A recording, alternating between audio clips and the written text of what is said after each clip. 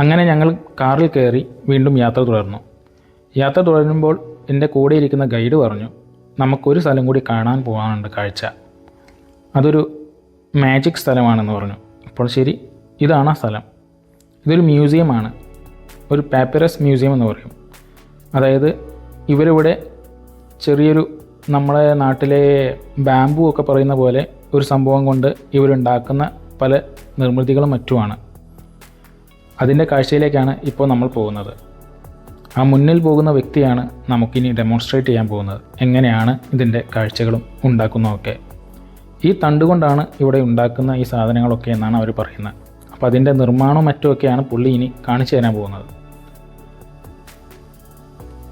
ഇങ്ങനെയാണ് ഇവിടെ ഇത് നിർമ്മിക്കുന്നത്. നമുക്കതിൻ്റെ കാഴ്ചയിലേക്കൊന്ന് പോകാം.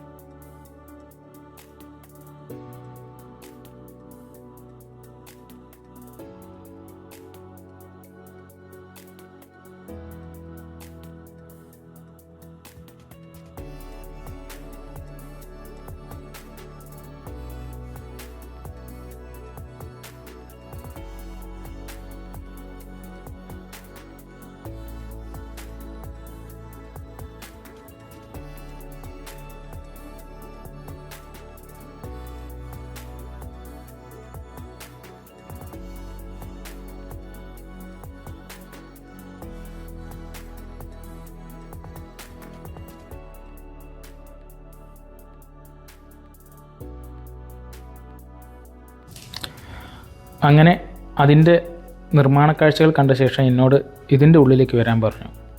ഇവിടെ നിറയെ ചിത്രങ്ങളും മറ്റുമാണ്. അദ്ദേഹം പറഞ്ഞു, ഇനി ഞാനൊരു മാജിക് കാണിച്ചു തരാം, നിങ്ങൾ നോക്കൂ. അപ്പോൾ ഞാനത് നോക്കി. അദ്ദേഹം ലൈറ്റ് കെടുത്താൻ പോവുകയാണ്. കെടുത്തിയപ്പോൾ ഞാൻ കണ്ട പിക്ചറേ അല്ല പിന്നീട് വന്നത്. നിയോൺ ലൈറ്റിൽ വേറെ പിക്ചർ വരുന്നു. ഒരു മനോഹരമായൊരു കാഴ്ച തന്നെയായിരുന്നു അത്. ഇവിടെ ഈ കാണുന്ന പിക്ചറല്ല ലൈറ്റ് അണയുമ്പോൾ വേറൊരു രീതിയിലുള്ളൊരു പിക്ചർ. വളരെ കൗതുകമായൊരു കാര്യം തന്നെയായിട്ടാണ് എനിക്ക് തോന്നിയത്. എന്നാലും ഞാൻ എൻ്റെ ഉദ്ദേശം ഇതിൻ്റെ ചിത്രീകരണം മറ്റുമൊക്കെ ആയതുകൊണ്ട് ഞാൻ അവരോട് പറഞ്ഞു, ഞാൻ ചിത്രങ്ങൾ വാങ്ങിക്കാറില്ല, ഞാൻ ഇത് കാണുക, കണ്ടു കഴിഞ്ഞാൽ ഇതിൻ്റെ ചിത്രീകരണം ചെയ്ത് പോവുക മാത്രമാണ് എൻ്റെ ഒരു രീതി. പക്ഷേ എനിക്കിത് പ്രേക്ഷകരിലേക്ക് എത്തിക്കുമ്പോൾ ഇനി ആരെങ്കിലും ഈജിപ്തിൽ വരുന്നുണ്ടെങ്കിൽ ഇങ്ങനത്തെ കുറേ കാര്യങ്ങളെല്ലാം അവർക്ക് ഈ ഷോപ്പിൽ നിന്നും വന്ന് വാങ്ങാമല്ലോ. അങ്ങനെ ഇതിൻ്റെ ചിത്രീകരണം എല്ലാം ഞാൻ ചെയ്തുകൊണ്ട് ഇനി പുറത്തേക്ക് കിടക്കാം എന്നൊരു ഉദ്ദേശത്തോടു കൂടി ഞാനങ്ങനെ നിൽക്കുകയാണ്. നമ്മളെ ഗൈഡ് ഇവിടെ തന്നെയുണ്ട്.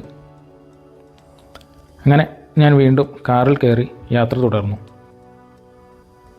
ഇനി എനിക്ക് നേരെ എയർപോർട്ടിലേക്കാണ്. അതിന് മുന്നേ ഉച്ചഭക്ഷണം കഴിക്കണം. അങ്ങനെ അത് ലക്ഷ്യമായി ഞാനിങ്ങനെ കാറിലിരുന്നു.